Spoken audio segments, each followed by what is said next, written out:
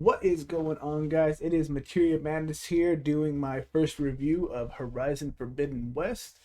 I just beat the game about 2 days ago at this point, as of recording. It's a pretty great game, so I figured I would kind of go over some notes, what I thought was good, what I thought was bad, and my overall rating. I will go into detail more about the story later, after the rating, just in case you don't want to be spoiled or anything like that, but uh, there definitely will be some story spoilers later on. So, just to give everybody a quick synopsis, this game takes place about 6 months after Zero Dawn. If you've ever played that, there is a red blight that is extending over the land essentially, and Aloy goes on a journey west to essentially find a cure for that, as well as get an actual copy of Gaia. So, continues very much where Zero Dawn left off. So you need to kind of play through Zero Dawn, at least have a general understanding to really get where we're going with that. So let me hop right into it first. So the pros, the combat system is heavily improved from Zero Dawn. Zero Dawn, I felt like when I was using my spear throughout the whole thing, it was just consistently just a button mash, and then I used the bow, maybe some trip caster, rope caster, stuff like that. But that was really it. You know what I mean? I never really could flesh it out. This game has a good balance of combos that they added in there to where you would just hit R1 once, twice, 3 times as you go down. Give it a second, your spear glows. Hit R2 in the back, and you'll be doing combos. There's also resonator blasts and stuff like that that they added just to kind of spice up the variety. So I ended up catching myself using the spear a lot more in the second one than I did in the first one for sure. And there's definitely a big improvement to the combat. The second piece to it, I would say, is the utterly gorgeous open world. I mean, this game has biomes. It's got you're at the coast, you're in the snow, you're in the desert, you're in the forest, and it's everything is just so freaking gorgeous. Like the amount of detail, it truly feels like a next gen game. Like it was amazing. Anytime just riding around on my dinosaurs and stuff like that, it was nice. So the story pacing for me was also a lot better. It leaves some stuff to be desired, which I'll get into, but the story pacing was definitely a lot better this time. I found myself with Zero Dawn just to kind of be like, okay, like there was some revelations and stuff like that playing through it, but um, I wasn't really overly impressed with it. I mean, it took me months to beat Zero Dawn just because I had to power through it. I thought there was a lot of potential there, and I feel like Forbidden West really nails that with kind of streamlining the story and stuff, but it has its own downfalls to it. And lastly, for the pros, the side content is super fun. So they have the hunting grounds from the first one, which were good replayability and stuff like that. And then they also added in Machine Strike, which is kind of like chess. You use little pieces based on the machines that you encounter, and you play on different biomes and stuff like that. It's a real fun little game. They have the battle pits, which is the side quest chain in itself, but that's kind of where you go to learn the tutorials for all the different combos for your spear. It's also you fight the pit masters there after you complete all the challenges and stuff like that to get badges to essentially go on to the side quests. So, and then they also added an arena, which is super fun. I mean, you get to fight against a lot of the enemies that you really only see out in the wild sporadically. It's got a real lot of nice set pieces to it. I really enjoy it. I didn't finish the whole arena. I just kind of did what I needed to for the trophy, but it was definitely great, and I could see myself going back now that I've beat the game and just trying to finish that stuff out. So with that, I'll get into some of the cons. Which the first one I have is the redundant side quests. I mean, these things just go on, and it is the same side quest. You could use the sentence, "My ex went out to look for X and didn't come back," in almost every area, and it's spot on. It's either my squad went out, my brother went out, my sister went out, my grandma went out. It's the same thing. So as you hit all these little areas, as soon as you see a green exclamation mark, it's the same thing. and then when you go to do them, it's one of three things: the squad's dead already, or uh, they're in the middle of being attacked, or you have to track them down just to find them dead anyways. And you're always fighting, one or two machines, which is fine. You know what I mean? But it got really old after a while, especially when you have to grind for the level 50 cap.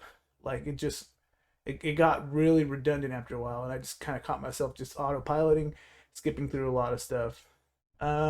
Secondly, the story doesn't quite stick the landing. Like the first half of it is great, and then you have like this key moment. I think maybe halfway through it, I would say, and then it kind of splits, and yeah, it's just kind of a mess.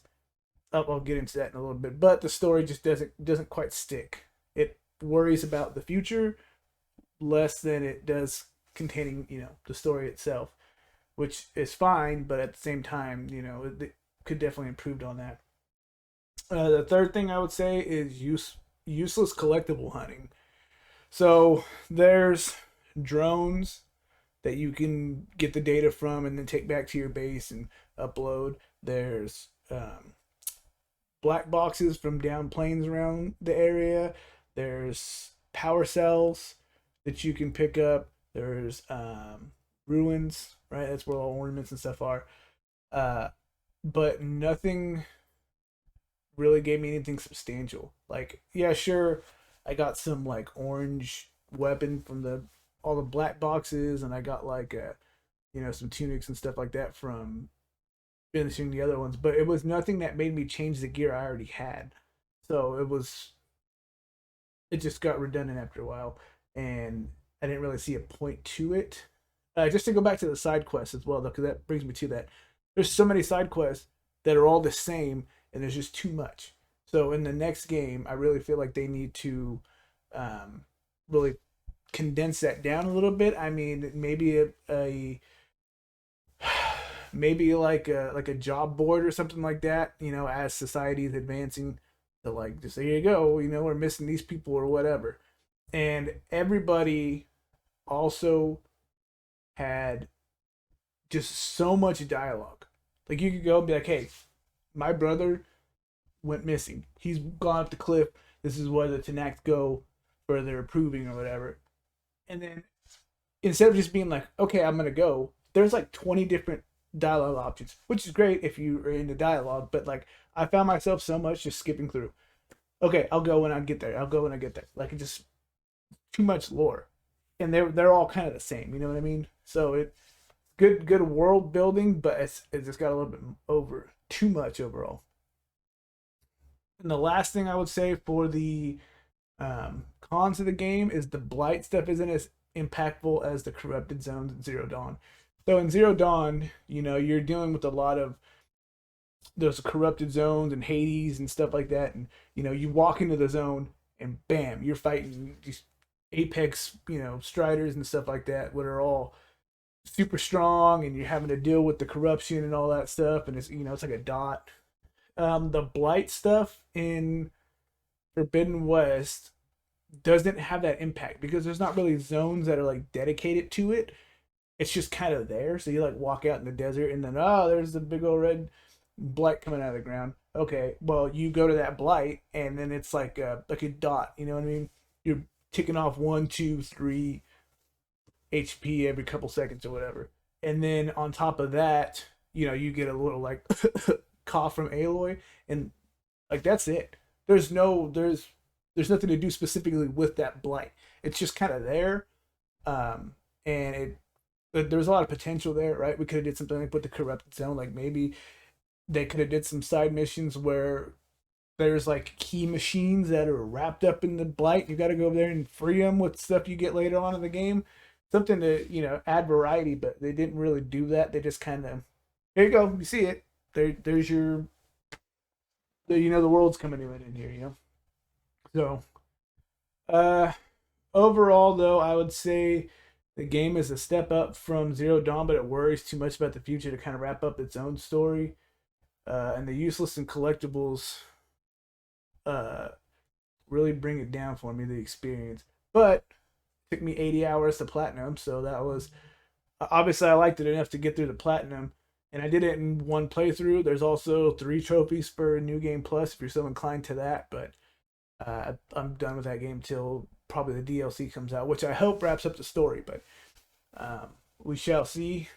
But overall, I would give the game an 8 out of 10. I would say, those little things I talked about, the cons, it just kind of drags it down a little bit. Still very enjoyable. Still a step up from Zero Dawn, which I would have given, a 7 out of 10. It's just, there's just some things they need to improve, but they're on the right track. So hopefully in the next one, or the Call of the Mountain, or the DLC, or whatever they come out with, they continue to improve on what they got. So with that, I will stop the review part of here. If you don't want to have any spoilers, you can stop at this point, and thank you for watching the video, and leave a like, comment, subscribe if you agree with what I said, or if you have a different opinion on it. But with that, you have 3, 2, 1, go story spoilers. So, I mean, you spend the whole game getting the sub functions for a guy and stuff like that, and then once the Zeniths show up, it just kind of like, it just doesn't know where to go. Like, it's kind of focused on the Blight, and then which they don't even bring up ever. And then it's kind of focused on the Zeniths, right? How do we stop the Zenith threat? How do we, deal with the Blight? But the Blight's never really brought up. You're just kind of getting the sub-functions of Gaia. And then once you get them all, Varl dies, all that stuff. It's like, well, we got to kill the Zeniths. Okay, then you kill the Zeniths, find out about the hive mind nemesis that's on its way and why the Zeniths are really there. And then the game ends with just, well, we got to prepare for nemesis. But it's like, well, what about the Blight? I mean, granted, Hephaestus escaped when they attacked the Zeniths again, so you got to go get that, which I'm assuming that's what the DLC will be. But overall, like, the game just prepares for nemesis. It doesn't address the Blight situation. So I feel like once the Zeniths got introduced, it got a little bit more sporadic. I don't think they should have introduced them so early because they didn't really show up that much, and they were just kind of a figure in the background. I feel like they should have introduced the Zeniths, maybe like at the Hephaestus part that they did, but not before that. You know what I mean? They should have been like, all right, we're getting all these things. You get the Hephaestus, you get it, and then all of a sudden, bam, the roof breaks down. Here come these freaking future people, and they kill Varl, and then just bam, you spend the last quarter of the game trying to figure out what's going on with this, finding out that Silence knows all that stuff, and then attacking the Zenith base. And I feel like that would have been a stronger ending than just kind of putting them in like kind of early on in the game and then just kind of floating it through. Yeah, granted, you get beta and all that stuff, but it doesn't hit as hard. It feels like it gets a little sporadic once they're introduced to it. That's my main gripe with it. I mean, I thought the story, like I said, was better than Zero Dawn. Zero Dawn was really an origin story, which is great, but I just couldn't get invested in it. I caught myself more invested in wanting more from the story of Forbidden West. So, with that, yeah, I mean, that's all I have about it. So if you agree with my opinion or you don't agree with it, I'd like for you to leave a comment down below. Let me know what you think. And with that, I will have another video up soon. Thanks. Bye.